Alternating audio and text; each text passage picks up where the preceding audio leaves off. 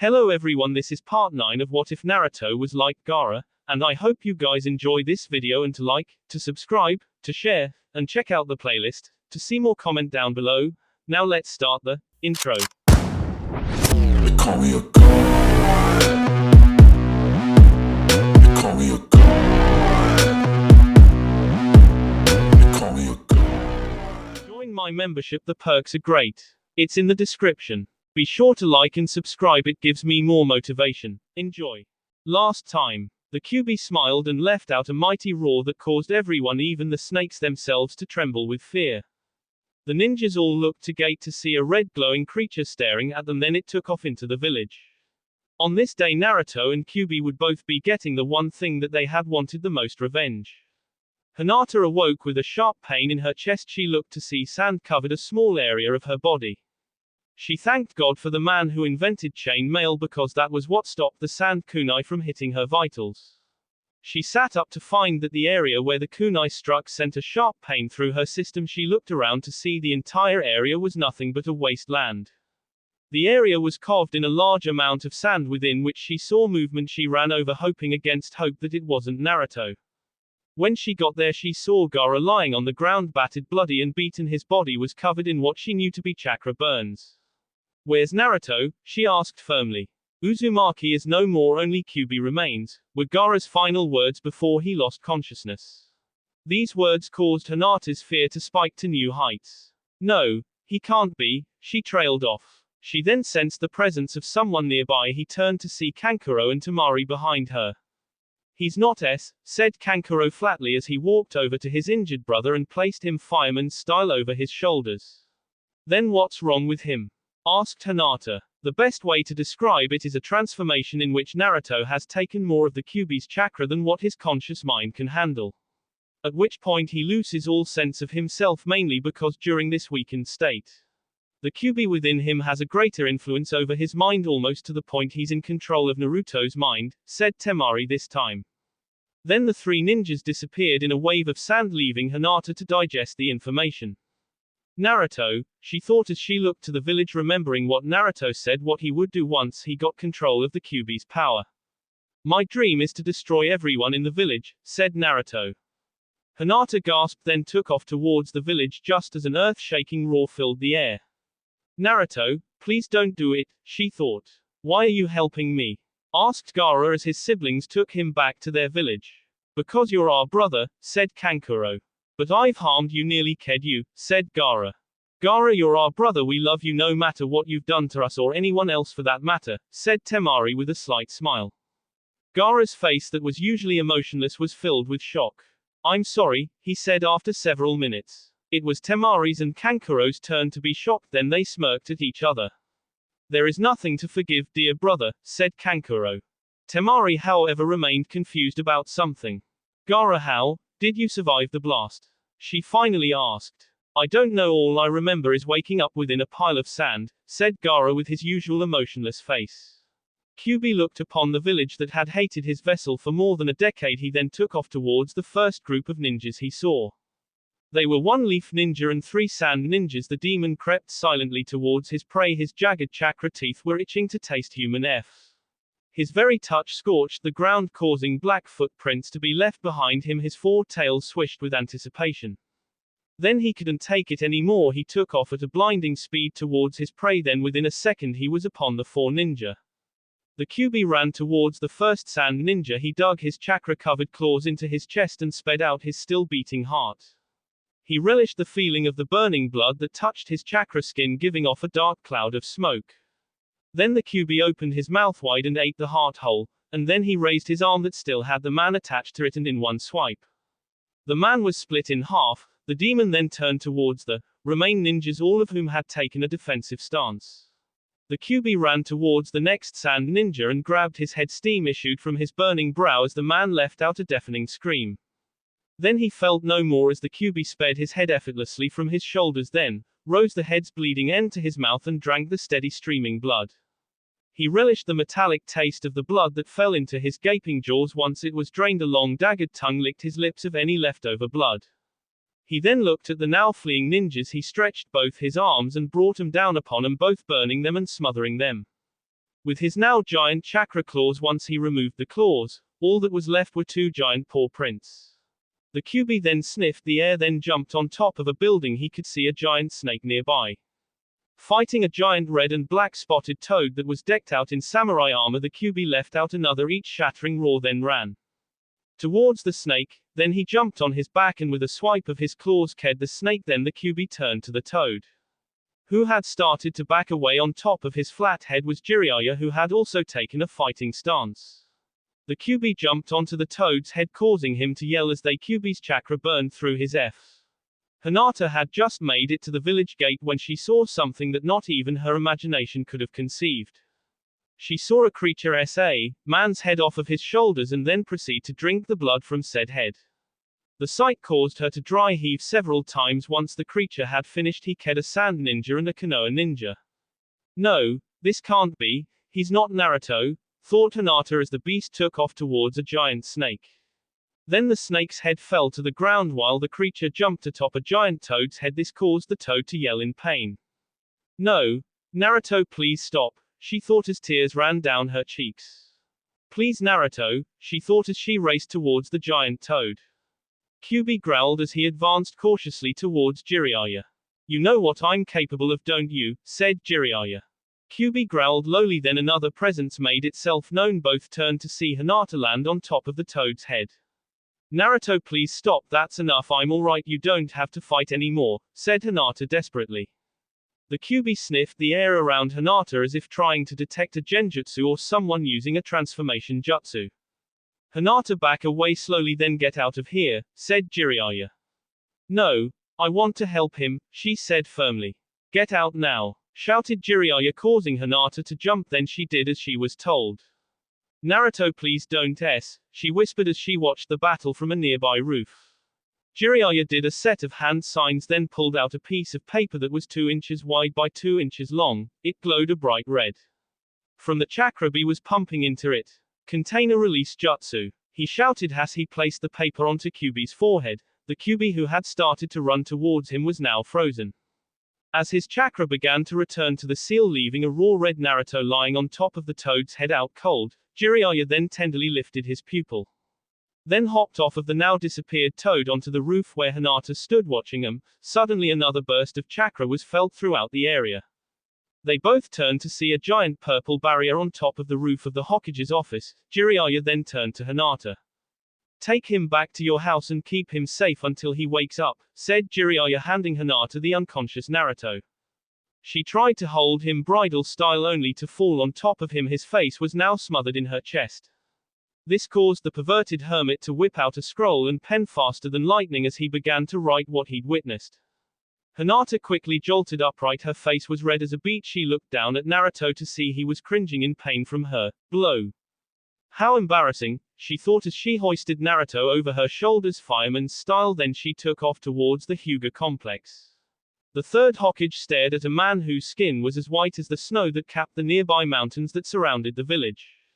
His shoulder-length black hair flowed in the wind as a slight breeze blew by them. He was wearing black pants with a white shirt held together with a fist-thick purple rope that acted as a belt. His yellow eyes held vertical stead pupils. A rather large tongue shot from his mouth as if licking the air. Come now, Sarutobi-sensei, show me this jutsu of yours, said Orochimaru with a glint of anticipation in his eyes. The third Hokage did a set of hand signs. Then he felt a powerful chakra form behind him. Then he felt a pain of 1,000 daggers shoot through his body. Then a ghost-like arm reached through his stomach, latching onto the unsuspecting Orochimaru. What is this feeling? Thought Orochimaru as his body began to feel heavy. Then a figure appeared behind the Hokage. It was hazy at first, then it became crystal clear. What is that? Said Orochimaru, feeling fear for the first time in his life. That is the death god, Orochimaru. He's grasped your soul and soon you will join me within his belly where we will fight till the end of time, said the third Hokage. He felt a sudden jerk behind his navel as the death god pulled hard on Orochimaru's soul, pulling it completely out of his corpse. Orochimaru fell to the ground limp, as did the third Hokage, only when his face had a peaceful look on it that would be forever etched into it. Naruto awoke to find his skin felt like it was on fire. Even the slightest breath from his nose caused his lips to feel as if they had burst into flames. Oh man, what happened? He thought he tried to sit up only to find he couldn't due to the fact that all of his skin seemed to have been sped off. Was I attacked again? He thought. Then the images of Gaara King Hinata flashed through his mind. This caused his anger to bubble anew as he felt the Kyuubi's chakra begin to heal his damaged body. Please Naruto, no more fighting, said a whisper-like tone. Naruto stared in disbelief. Standing before him was the reason he'd gone on the rampage in the first place. But how I thought you were said Naruto with an amazed look on his face. I was wearing body armor, said Hinata, showing him the chainmail that was hidden within her coat. Naruto still staring in amazement. And I thought I was the only one that could come back from the he said with a slight smirk. This caused Hinata to blush. So did you see what happened to Shakaku? I hope Kyuubi obliterated him, said Naruto. He survived. I think Shakaku saved him at the last moment because he was covered in sand when I left him, said Hinata. Another question. Hinata. What? Where are we? Asked Naruto, looking around, not recognizing the room. We're in my room at the Hyuga complex, said Hinata, blushing furiously. Naruto got a slight smirk on his face. Oh, trying to catch me with my shirt off were you? He asked slyly, causing her to blush even further. Wanted to see what I've got under the hood, said Naruto with a Cheshire grin on his face. NNN no IIIDDDIDDDNT, said Hinata. Her face was now red enough that it seemed her nose was about to start bleeding like a river. Come. Now Hinata, if you ask nicely maybe I'll give you a peek, said Naruto, lifting up his shirt just above his pants. Hinata couldn't take it anymore. She fell to the ground with a soft thud. This caused Naruto to burst out laughing. He laughed so hard that tears actually fell from his face. What's wrong with me? He thought after he'd calmed down.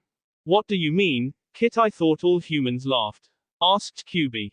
Not this human. I lost all of my emotions long ago, thought Naruto. Not lost, Kit. No human can ever lose their emotions. Some just seal them away, and by the looks of it yours broke. As far as I can remember, at one point you actually used to laugh, said Kyuubi. That was a long time ago, thought Naruto, grimly vowing never to allow what had transpired to happen again. Demons don't feel emotion, he thought to himself.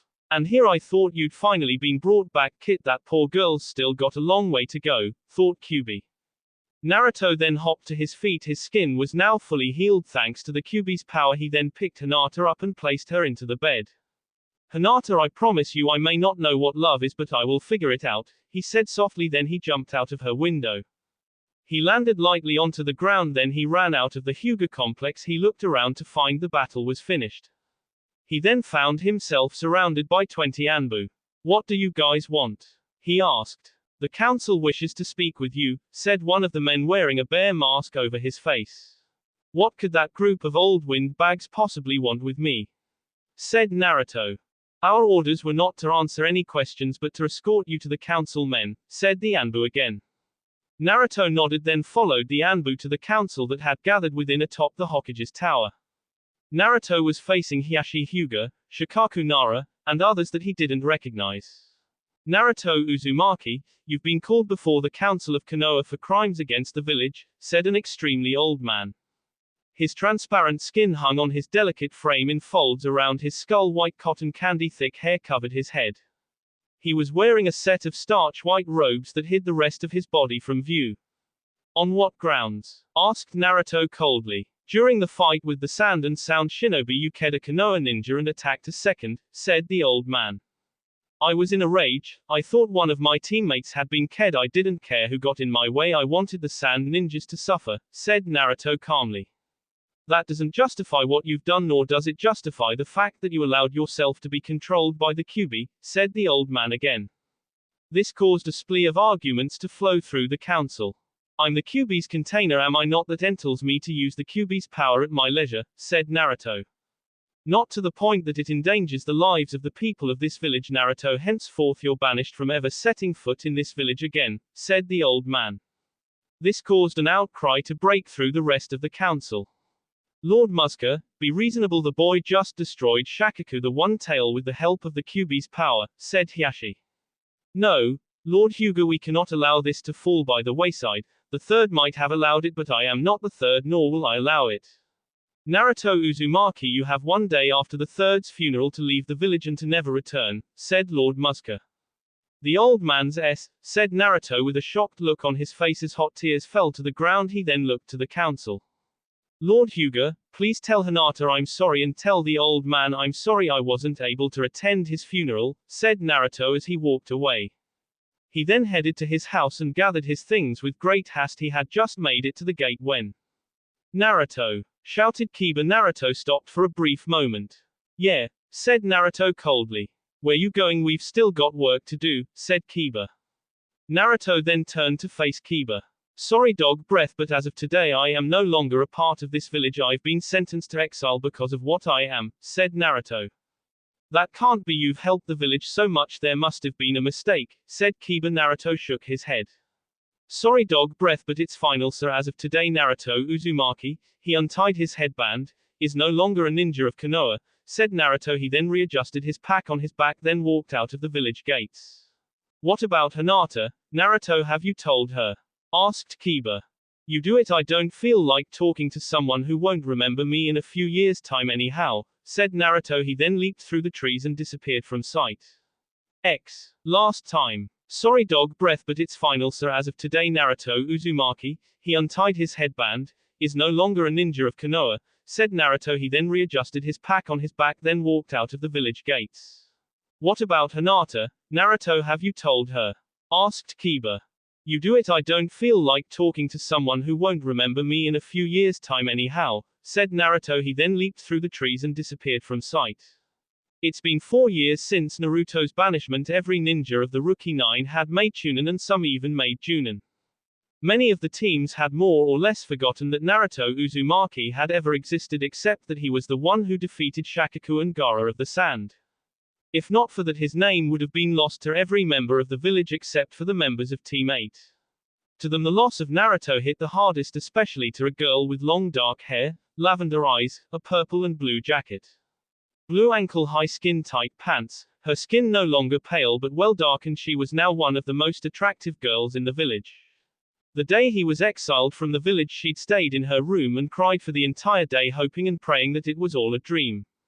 A boy dressed in a black coat and black pants made sure that nobody would forget his demonic teammate either.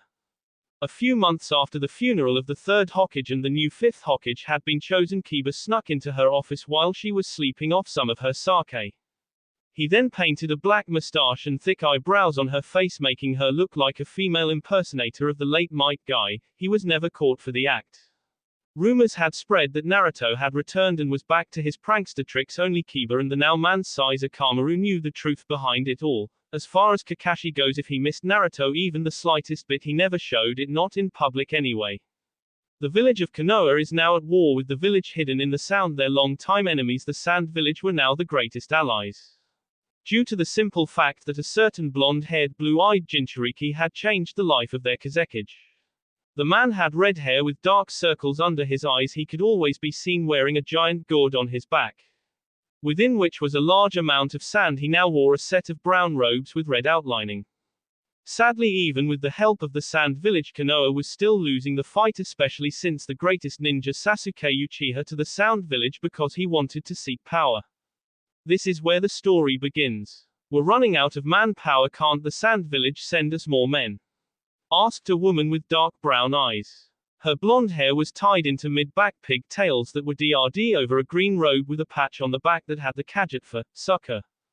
The most noticeable feature of the woman that looked like she was in her late 20s wasn't her amazing bust, but the fact that she was using a genjutsu to conceal her true age, what might appear to be a woman in her late 20s to many people, when in fact she is actually in her early to mid-50s. The woman was talking to a boy with dark hair that was pulled into a ponytail, giving his head the look and shape of a pineapple. He was wearing a standard Junin vest with a tightened shirt underneath that. Black pants covered his long legs. Yes, Lady Hokage, the village of the Sand has already sent more ninjas to help with the fight, but they say that they will send no more, said Shikamaru.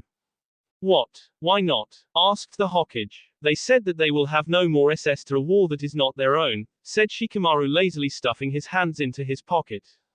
All right Shikamaru, you're dismissed, said the Hokage, rubbing her temples to try and ease a steadily growing headache.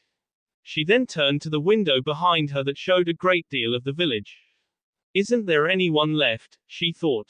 A pounding on the door broke her from her thoughts. She turned around and faced the door. "Come in," she said sternly. Muska entered the room accompanied by an older woman who looked as old as he was. "Grand elders, to what do I owe the pleasure?" said the Hokage coldly. "Cut the tone, Sunid. We're here because we have a mission," said the old man, handing the Hokage a paper. Sunid skimmed over the paper. "It's a retrieval mission for some kid named Naruto Uzumaki. What he has to do with anything?" asked Sunid. She knew of the council's decision to banish this Naruto before she was made Hokage, and she didn't think it was fair that he was banished for killing a fellow ninja during an exam that already had a high reputation for K rates as it was then and now. "We believe that Naruto Uzumaki will be the tide that shifts this battle back into our favor," said Muska. "Do you really think he'll come back?" asked Sunid. "He'll need persuading, I'm quite certain of that, but I think you'll know a way to get him to come around," said Muska again. Then he and the old woman walked out the door.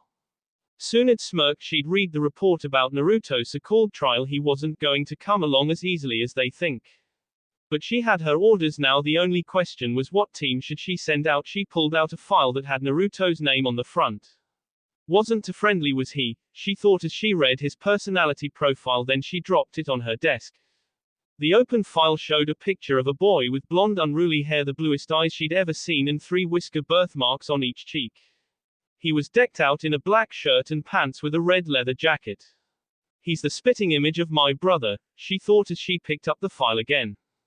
Naruto Uzumaki. Born October 30, 1992. Exiled July 15, 2004. Profile. Naruto Uzumaki is rather extraordinary tactician. He is able to come up with a strategy nearly as fast as a Nara genius. Naruto Uzumaki is also short-tempered and a dangerous individual when angered, as he contains.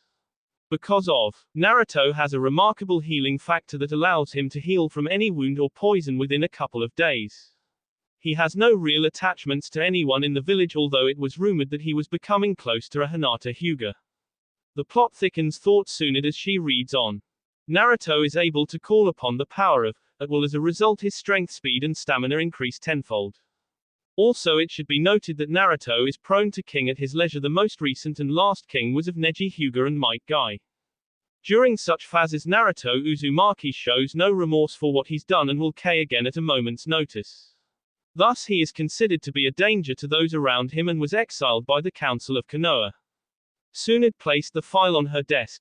What would the council have to hide that they'd blot out parts of Naruto's profile?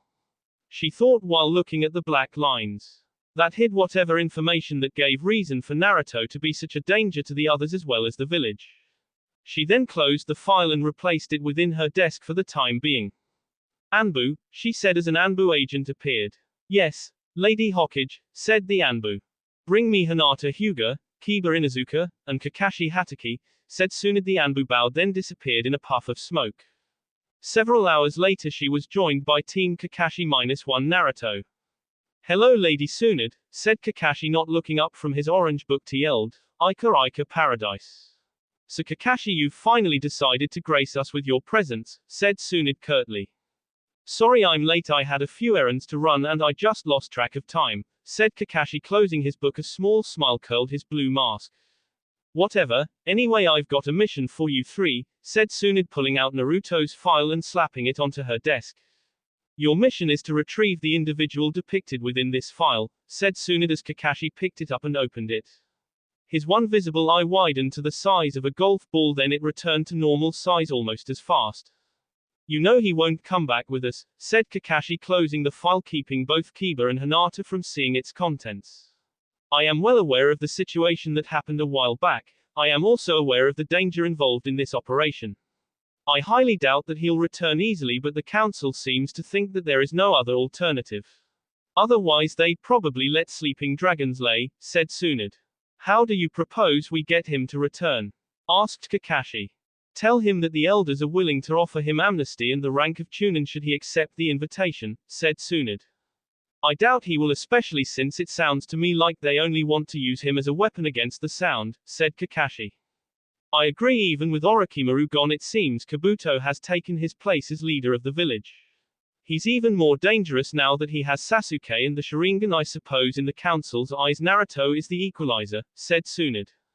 At the sound of the name, Hinata's eyes swelled with tears while Kiba glared angrily at nothing particular. Only Kakashi remained unchanged. So our mission is to bring back Naruto, said Kiba after a long silence except for Hinata's squeaky sobs. Yes, we've no idea where he is, and seeing as how Jiraiya hasn't returned to the village, he haven't anything to go on, said Tsunade. Then how do you expect us to find him without knowing where to start looking? It's been years since he left the village. His scent is completely gone now, said Kiba. I am well aware that this won't be an easy mission, Kiba. Now then, this will be an A-rank mission, said Tsunade. The three ninja bowed, then left the office in total silence. We'll meet at the village gate in 1 hour, said Kakashi as they left the building. Kiba and Hinata were now awaiting the arrival of their sensei. He tells us to be here in an hour and he's the one who's late, grumbled Kiba as he sat against Akamaru petting his head absent-mindedly. Hey, are you two going to sit there all day or are you coming along? Asked Kakashi, already halfway away from the gate. Kiba and Hinata jumped up and took off after him. We're coming, Naruto, and we're gonna bring you back, thought Hinata gleefully to herself as they walked down the road. That will be all for this video. Be sure to like, subscribe, share, and comment down below for more videos. Goodbye.